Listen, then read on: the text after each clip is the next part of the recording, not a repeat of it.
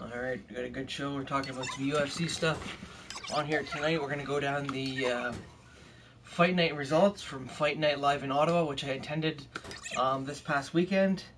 We're going to go over some of the fights on that card. Some excellent fights, 7 hours of action. I don't know if you guys caught it or not. Prelims were on Fight Pass. There was more prelims that were on TSN. Lots of great fights. I mean, the night started off right. Ali Bogatinov was fighting in the first fight of the night. It was actually a really entertaining fight. I really enjoyed that one. Followed by wow, so many good fighters in that one. There was lots of good fights. I'm gonna go over them in a second.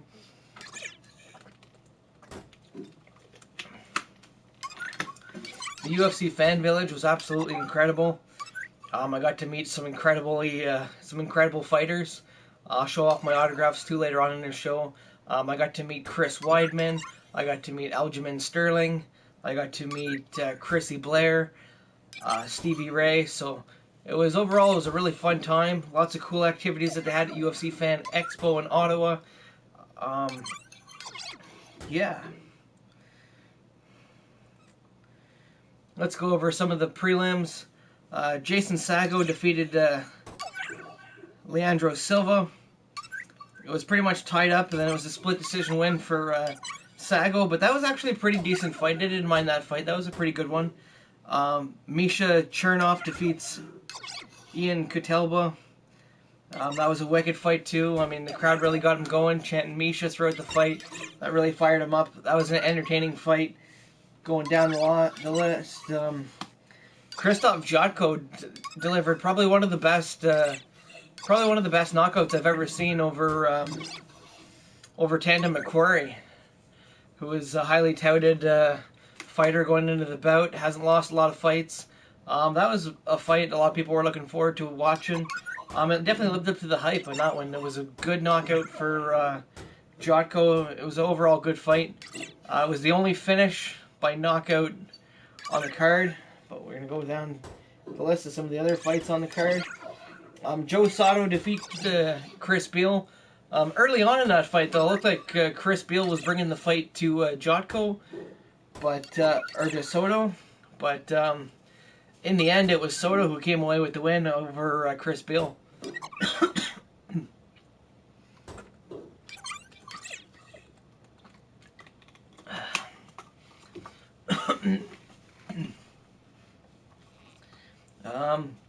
The final fight on that prelim was Elias Theodorou versus Sam Alvey. That was a highly anticipated fight that kind of flopped. It was supposed to be one of the most exciting fights on the card. They definitely hyped it up to be one of the better ones.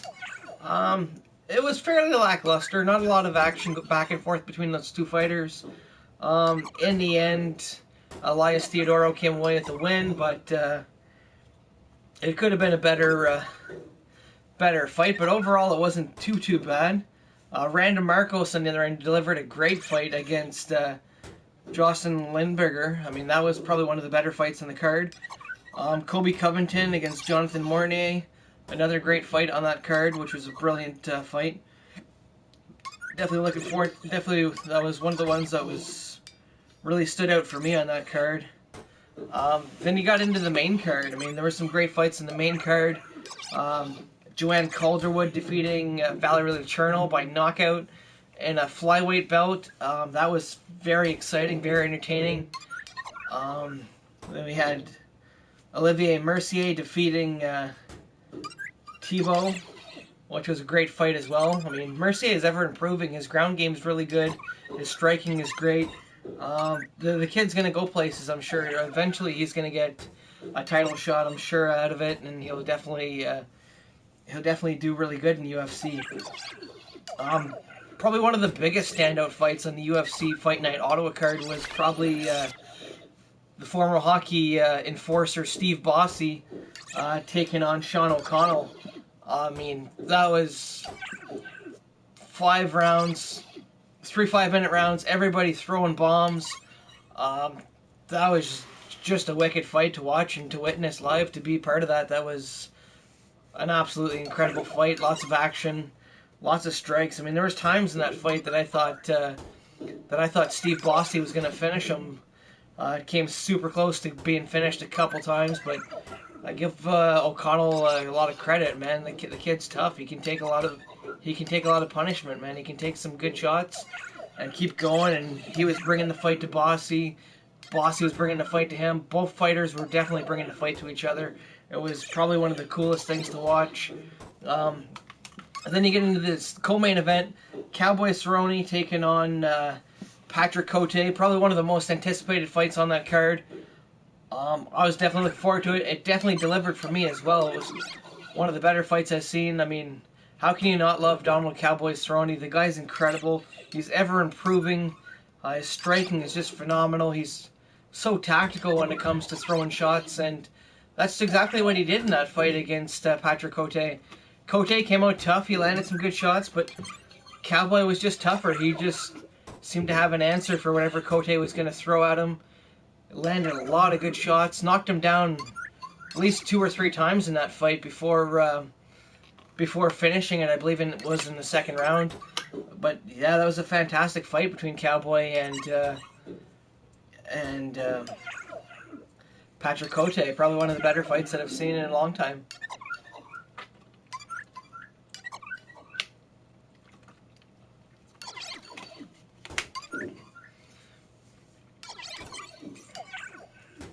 The only downside to UFC Fight Night Auto had to be the AC. The AC in TD Place wasn't working the best, or wasn't really working at all, and they were charging $4.50 or 25 cents for water, which was pretty bad at that point, because with no AC, 7 hours of fighting, they should have definitely done something for the fans. They should have definitely provided water for everybody. Apologize for the AC, even refunds, because I mean at some point during this card people were leaving the arena because of the heat. That and the main event, which I'll get to right now. The main event, which was supposed to be hyped up as one of the better main events in a long time coming for UFC, with Stephen Wonderboy Thompson and Rory McDonald. It was just a lackluster fight. It was just one of those fights that came on. This fight was so bad they probably could have put this on the prelims, and it would have been okay. People would have been fine with having Cowboy as the main event and Rory McDonald as the co-main. But yeah, overall, it wasn't a great fight. Rory landed a couple shots. He wasn't really striking. He wasn't really doing takedowns. Wasn't landing any kicks. He kept trying this roll, this submission hold that wasn't working. He just never switched up his game plan, whereas Stephen Thompson was picking his shots a little bit better. He wasn't throwing much either through all 5 rounds. Very lackluster, boring fight. I definitely expected more from Rory McDonald in Ottawa. I figured fighting in Canada, Rory McDonald's last fight on his UFC contract, he's going to be a free agent. He's going to go out guns blazing. But unfortunately, he went out the exact opposite way. He didn't go out with guns blazing. He wasn't bringing the fight to Stephen Thompson.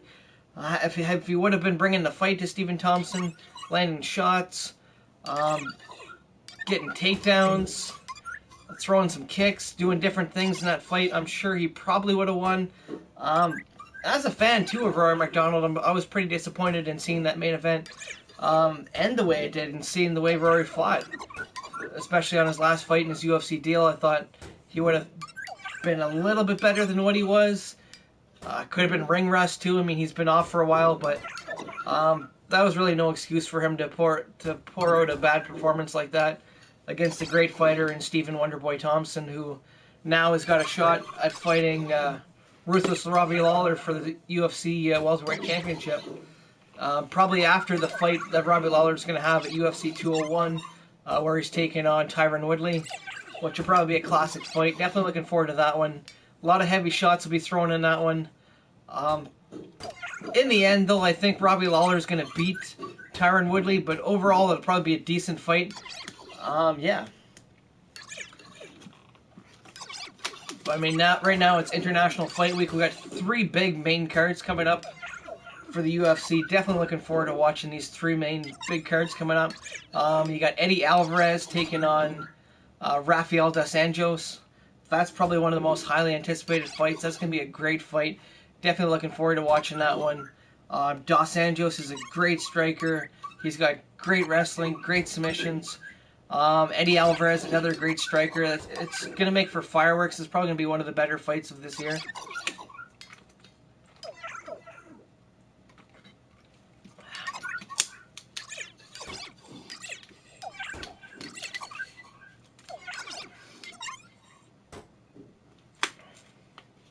And then we got the Ultimate Fighter finale, which should be okay.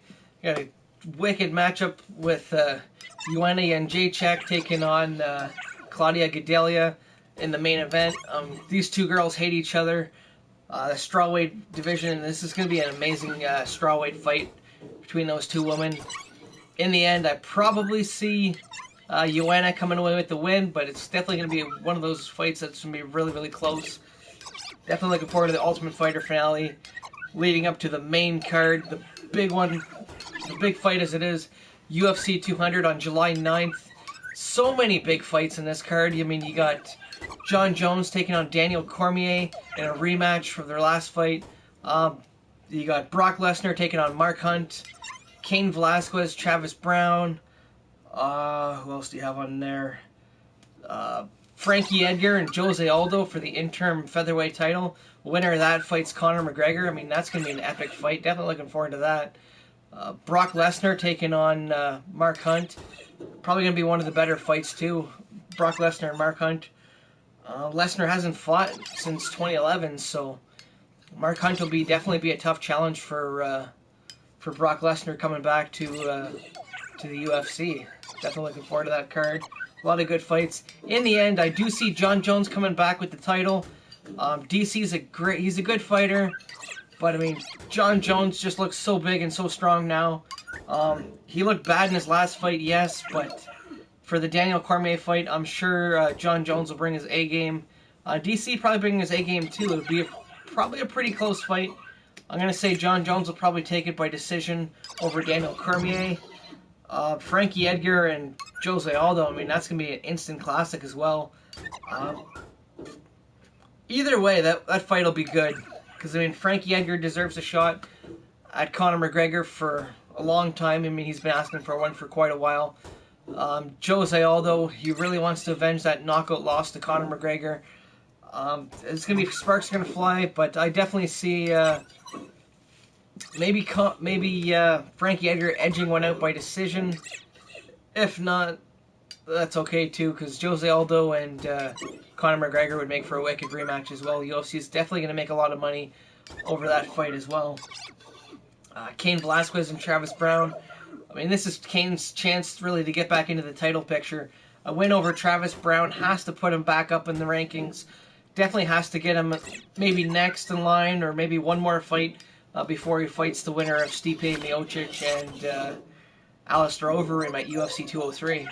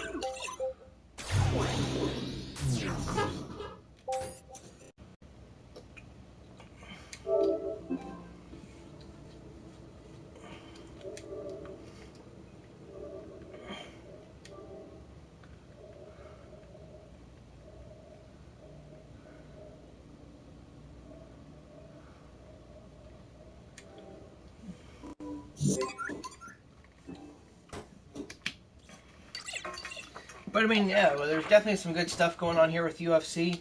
CM Punk's set to make his highly anticipated UFC debut at UFC 203 on September 10th, 2016. According to Ariel Helwani, he's going to fight Mikey Gall, who was scheduled to fight a few times, but I mean, injuries have held him back. His training wasn't going so well. He was losing a lot of matches heading into that, so definitely be exciting to see CM Punk make his debut in UFC at some point. Right now it's scheduled possibly for UFC 203 for CM Punk to make his debut in the UFC, which would definitely be good to see him fight in UFC. I've been looking forward to seeing him compete for a long time to see what he's got, really. See if he's the next Brock Lesnar or what happens with CM Punk.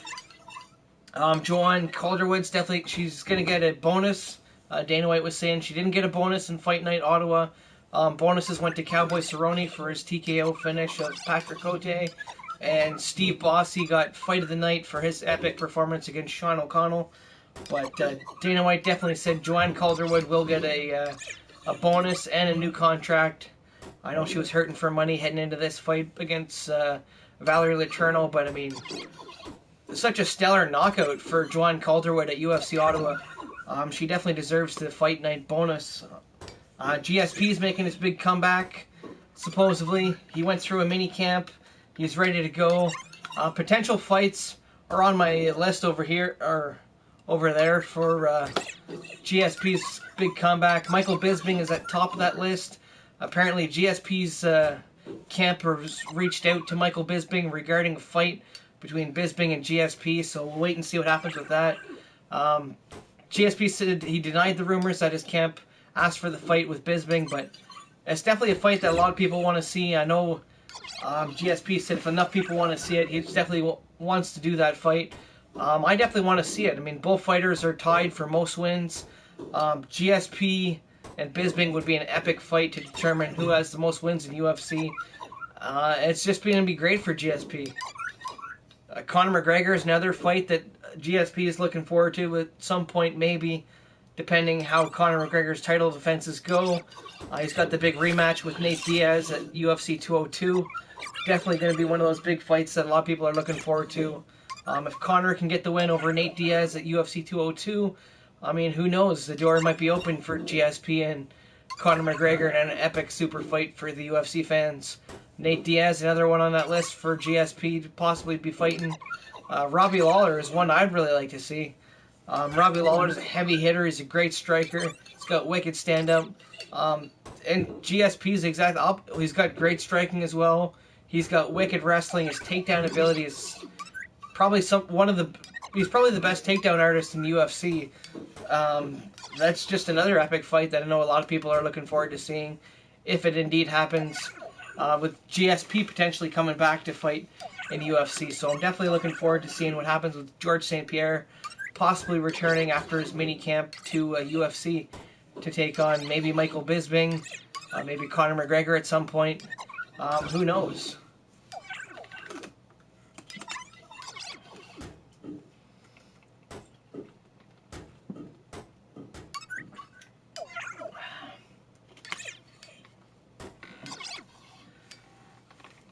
So that's pretty much it with UFC. I mean, CM Punk's fighting. We know at UFC 203 possibly, September 10th against Mikey Gall. Definitely looking forward to seeing his debut, to see how he makes out, how he does in the UFC. I know we got Brock Lesnar coming back for a big fight against Mark Hunt. Highly anticipated. I don't see Lesnar winning this fight, though, against Mark Hunt. I think ring rust is going to be an issue for him again in this fight. Mark Hunt is very powerful. He's got heavy hands. I mean, if Brock Lesnar gets hit once or twice by Mark Hunt, Brock Lesnar is definitely going to sleep. The only way I can see Brock Lesnar possibly being able to come out on top in this fight would be maybe a takedown and some ground and pound. Other than takedown and ground and pound for Brock Lesnar over Mark Hunt, it'll probably be Mark Hunt in the first round via TKO. Hunt's just way too powerful, too much power in his hands, and Lesnar's just too much time off. I mean, you can't really be jumping back and forth between WWE and UFC And the ring rust is definitely going to be an issue. He hasn't fought since 2011. Definitely looking forward to seeing him fight, but I don't think he's going to be able to beat Mark Hunt at UFC 200. John Jones and Daniel Cormier is definitely going to be a little bit tougher. It's going to be a good fight as well. I see it possibly being able to go the distance with John Jones maybe getting a decision win over Daniel Cormier, but it'll definitely be closer than their first fight. DC's been training really well. John Jones looks massive in this right now, training for the Daniel Cormier rematch. It's going to be a wicked fight. Definitely looking forward to that card. July 9th, guys, on pay-per-view. UFC 200, you don't want to miss it. Epic fights. Jones, Cormier 2. Mark Hunt, Brock Lesnar, Jose Aldo, Frankie Edgar, Takanori Gomi's on that card, Jim Miller, all the big guys. It's going to be one of the best cards of the year. You definitely don't want to miss that one, July 9th on pay-per-view.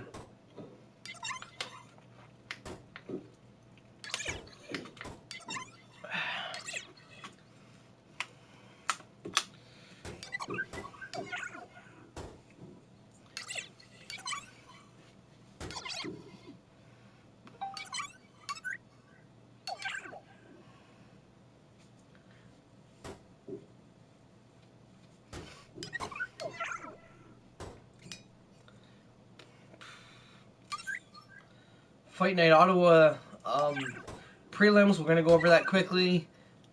Jason Sago defeats Leandro Silva. Misha Chernov defeats Ian Katelwa. Christoph Jotko defeats Tandem McCrory. Joe Sato defeated Chris Beal. Elias Theodoro defeated Sam Alvey. Brandon Marcos defeats Jocelyn Lindberger. Ali Bogatinov defeated Herrera. That was just the undercard. I mean, that was an epic fight for Ottawa. I was definitely blown away. My first ever UFC experience, taking it all in at UFC Ottawa. The Fan Expo was unbelievable. Got to meet some wicked fighters. I mean, if you look up here, I got to meet Chris Weidman, one of the nicest guys in UFC. Such a cool guy. They almost cut the line. He was only signing until about 6:15. Chris Weidman put in extra time for everybody to make sure that almost all his fans were able to get an autograph. Super cool guy. Thanks for doing that, Chris Weidman. I definitely appreciate that, buddy, for you taking the time out for us fans of the UFC. Can't wait to see you back in the Octagon again. It's going to be good to see you come back in the Octagon. Maybe against Michael Bisping. That would be a good fight. I'd definitely be excited to see that. Hopefully at UFC 205, maybe in New York City. What a bigger fight that would be. I mean, Bisping versus Weidman for the belt. That would be an epic fight.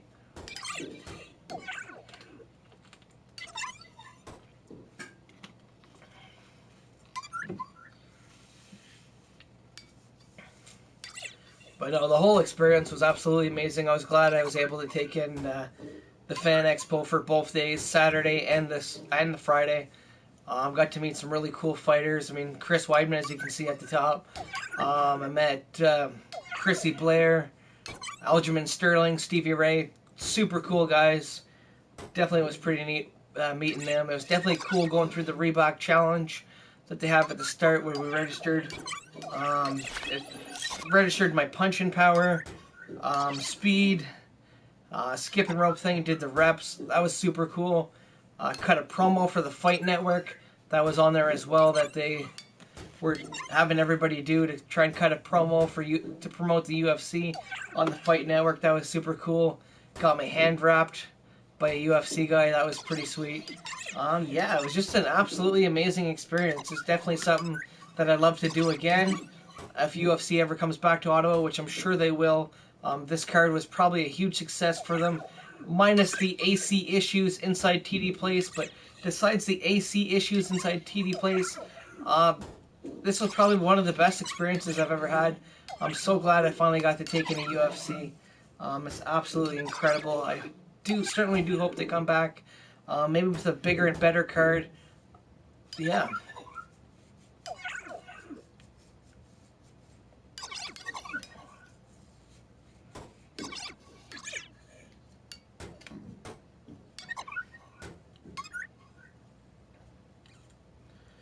I mean, we talked a little bit about GSP's coming back possibly. He did a mini training camp.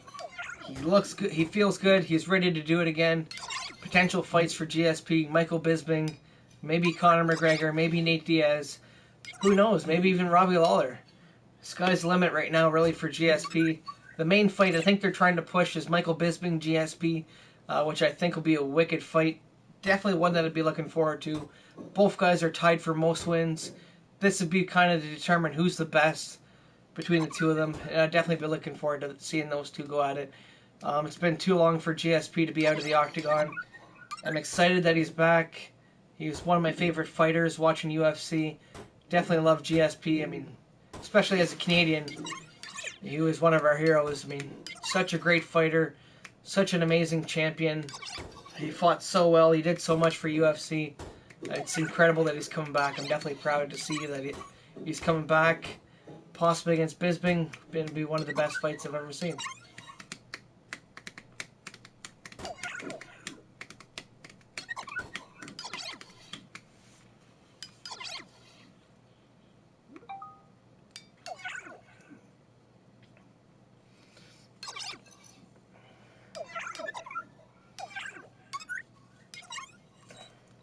Going over the rest of the UFC Fight Night, Ottawa prelims are the main card now.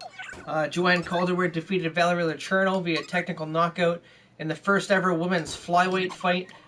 This was a pretty epic fight. I definitely liked this fight a lot. Both women seemed to trade punches really well.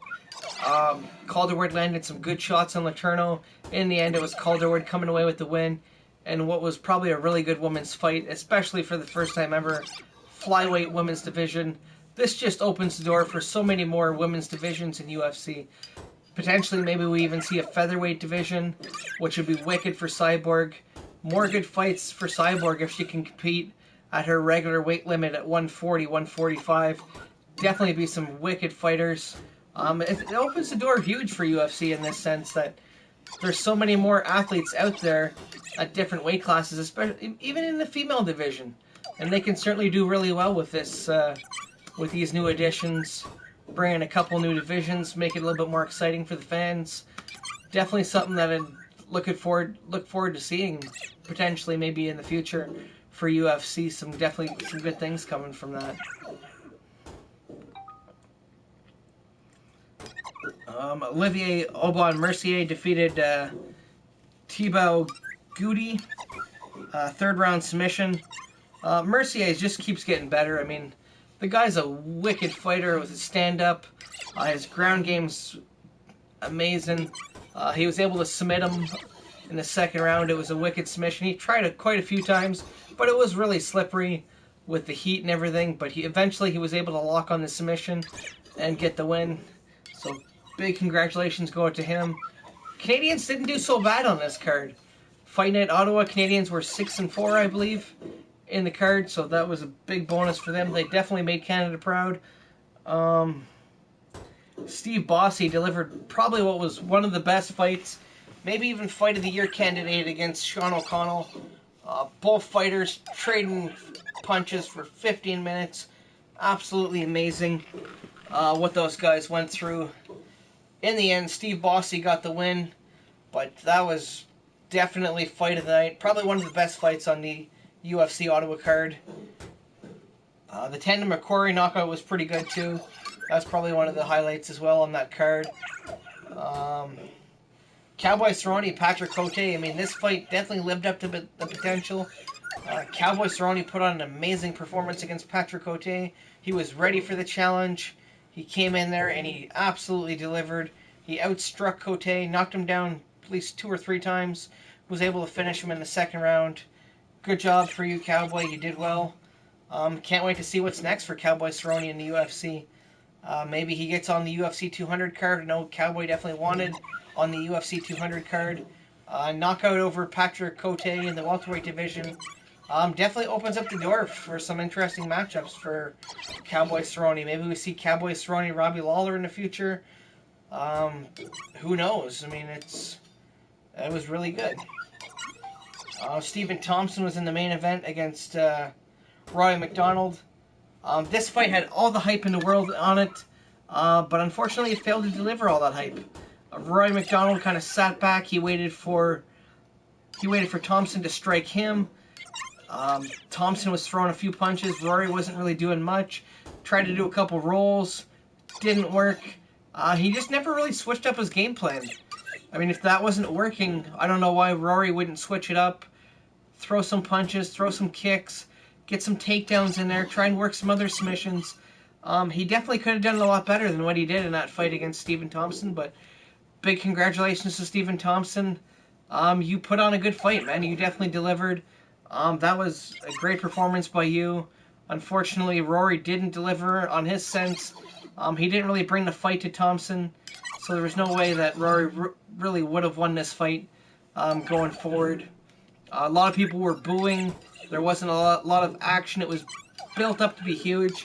Rory really let everybody down in the end by not engaging Stephen Thompson, sitting back, waiting for him to strike him. He never really settled into his game plan, which was quite unfortunate because I don't really think it helps his cause for free agency at all, really.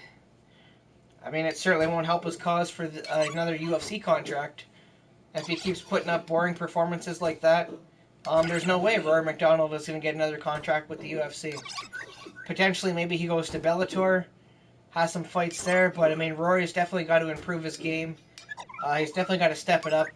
The fight against Stephen Thompson was absolutely horrible on the sense for Rory McDonald. Stephen Thompson delivered a great fight, landed a whole bunch of great shots. Rory just kind of sat back. He's definitely got to improve that. He's got to learn to bring the fight to his opponent in order to get the win. He's got to work on his takedown abilities. He's got to mix it up. He's got to change his game plan. You can't stick with one thing and expect it to work if it's not working.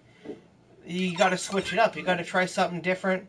Rory just never did that. That was quite unfortunate for Rory McDonald that he kind of sat back and he didn't deliver what should have been the best performance of his life, especially on a last fight of his UFC contract.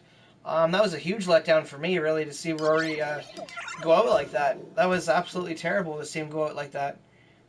That would have put him back in the title picture against Robbie Lawler. Probably would have even helped his free agency. But right now, not many people want a boring fighter. I mean, even Bellator. I mean, I don't think Bellator is going to sign Rory McDonald if he keeps putting up boring performances like his last performance. He's going to need to step it up. He's going to need to fight harder. He's going to need to completely change his game plan or change his camp to do something. But yeah, it was definitely quite unfortunate how things played out for him. I wish him the best of luck, though. I mean, if he does try and get another contract with UFC, if he does go to Bellator, all the best to Rory McDonald, but he's definitely got to change his game plan or do something. Thank you for joining the show, guys. We're talking about some UFC stuff. Feel free to pour in your comments if you want. Take part in our poll. Who you guys want to see GSP fight in his comeback fight? Michael Bisping, Conor McGregor, Nate Diaz, or Robbie Lawler? Let me know, guys, in the comment section. Yeah, we're just going over some UFC stuff.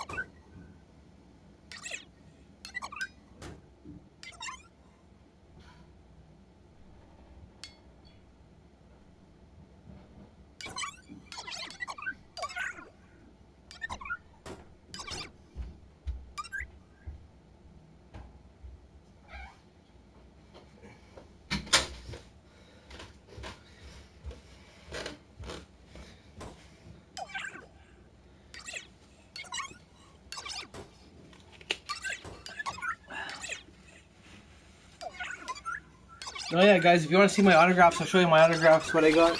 I know there's nobody in here right now, but got some really cool stuff. UFC autograph glove.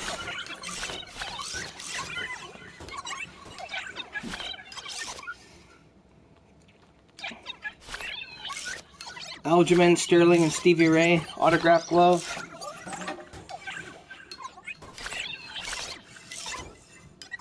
You can't really see that one too well.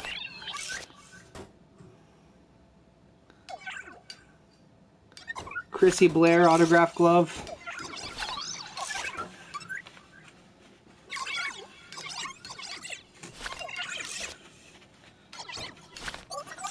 Chris Weidman autograph.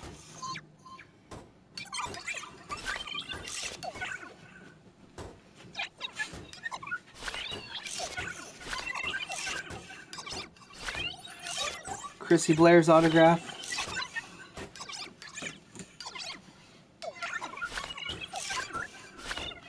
Aljamain Sterling's autograph.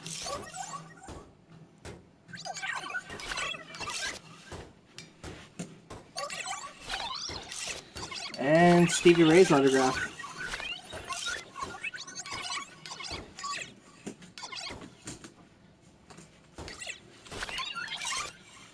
And that was all at UFC Fan Village in Ottawa.